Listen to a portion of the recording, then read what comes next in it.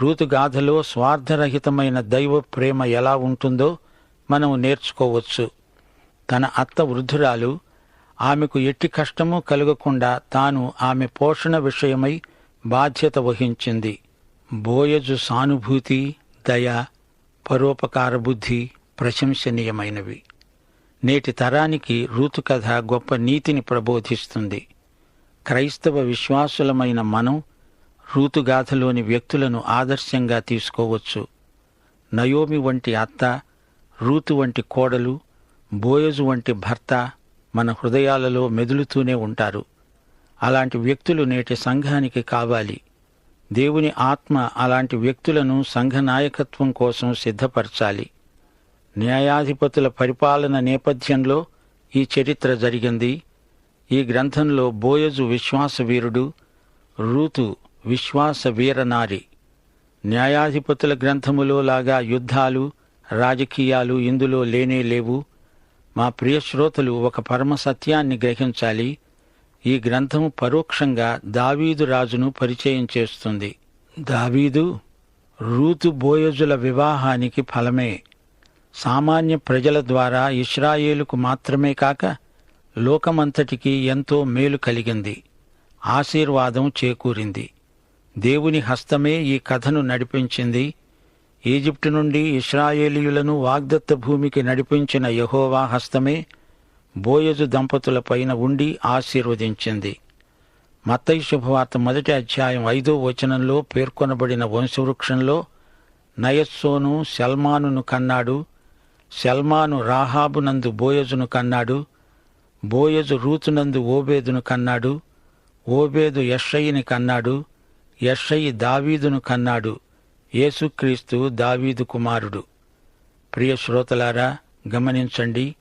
యేసుక్రీస్తు వంశావళిలో తామారు, రాహాబు, రూతు, మరియా అనే 4 మహిళల పేర్లు ఉన్నాయి. ప్రభువు మహిళలను ఎంతో ఆశీర్వదించాడు. సోదరీ సోదరులారా, ఈ పాఠంలో నయోమి కుటుంబంలో 3 మరణాలు సంభవించాయి.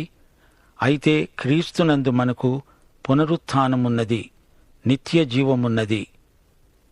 మా శ్రోతలు జ్ఞాపకముంచుకోవాలి, అది బెత్లెహేము జనపదం. అక్కడ నుండి ఒక కుటుంబం బయలుదేరుతోంది. ఆ కుటుంబం మోయాబు దేశానికి వెళ్ళింది. అక్కడ వారు కొంతకాలం ఉన్నారు, ఇంచుమించు 10 సంవత్సరాలు. అది ఒక మంచి కుటుంబం, భక్తిగల కుటుంబం. వారు యెహోవానే ఆరాధిస్తారు. ఇంటిలో ప్రతిరోజు ప్రార్థన చేసుకుంటారు.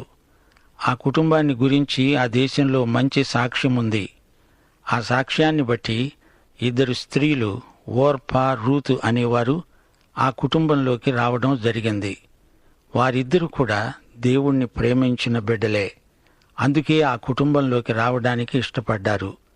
ఆ కుటుంబంలోకి వచ్చిన తరువాత ఆ కుటుంబంలో కొన్ని జరగకూడని సంఘటనలు జరిగాయి. మరణాలు ప్రాప్తించాయి. గృహ యజమాని చనిపోయాడు.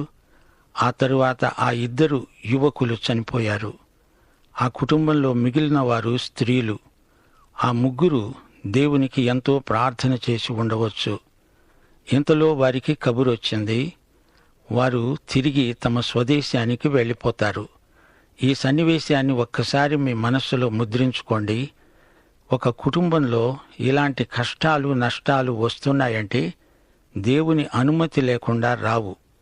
దేవుని భక్తులకు కూడా కష్టాలొస్తాయి. కష్టాలు వచ్చినప్పుడు మనము దేవుని వైపే చూడాలి. ఆయన అనుమతించబట్టే కష్టాలు వచ్చాయని గ్రహించాలి. అదే అపొస్తలుడైన పౌలు రోమాపత్రిక 8వ అధ్యాయం 28వ వచనంలో స్పష్టంగా చెప్పాడు. దేవుణ్ణి ప్రేమించే వారికి, అనగా ఆయన సంకల్పం చొప్పున పిలువబడిన వారికి సమస్తము వారి మేలు కోసమే సమకూడి జరుగుతుంది అని మనము నమ్ముతున్నాము. సమకూడి జరుగుతుంది అంటే దేవుడు జరిగిస్తాడు అని అర్థం. సమస్త సంఘటనలు ఆయనే జరిగిస్తాడు. దేవుని ప్రేమించే వారికి దేవుడిచ్చిన గొప్ప అవకాశం ఇది, అనుభవం ఇది. ఈ విషయాలు మీరు మనస్సులో పదిలపరుచుకోండి. ప్రార్థన చేస్తూ